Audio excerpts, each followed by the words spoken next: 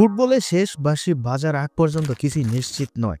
নাটকীয়তা যেখানে শেষ মুহূর্তের উত্তেজনা এবং অবিশ্বাস্য পারফরমেন্সে রচিত হয়েছে দারুণ সব গল্প। চলুন শুরু করি। স্পেনের দেরি করে নাটকীয় জয়। স্পেন বরং সুইজারল্যান্ডের ম্যাচে উত্তেজনা ছিল চূড়ান্ত পর্যায়ে। দুবার পিছিয়ে পড়ে বদলি খেলোয়াড় ব্রায়ান জারাগোজার স্টপেজ টাইমে পেনাল্টি থেকে ৩-২ গোলে জয় ছিনিয়ে নেয় স্পেন। মরতার মিসের পর পিনো স্পেনকে প্রথম লিড এনে দেয়, কিন্তু সুইস তারকা জোয়েল মন্টিয়েরোর অসাধারণ এক গোল স্কোর সমান করে। এরপর ব্রায়ান গিল ফ্রেড লিড দিল সুইসদের জিকিরি পেনাল্টি থেকে আবারও সমতায় ফেরান। তবু শেষ মুহূর্তের জারাগোজার শট নিশ্চিত করে স্পেনের জয়।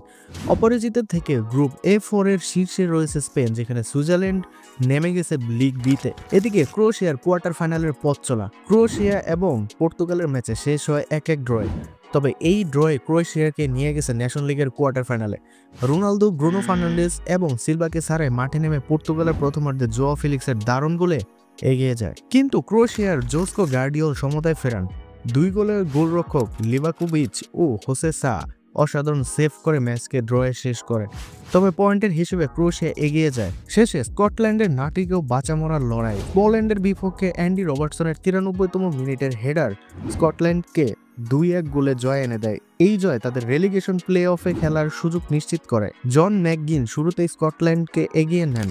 পোল্যান্ড সমতা ফিরলেও শেষ মুহূর্তে রবার্টসনের হেডার তাদের আশা বাঁচিয়ে রাখে। কোচ স্টিভ ক্লার্ক বলেন, আমি কখনো বিশ্বাস হারাইনি। খেলোয়াড়দের প্রচেষ্টার ফলেই এটা সম্ভব হয়েছে। শেষ বাঁশি বাজার আগ পর্যন্ত কেউ হাল ছাড়েনি, আর তাতেই ফুটবল দেখিয়েছে তার চিরচেনা নাটকীয়তা।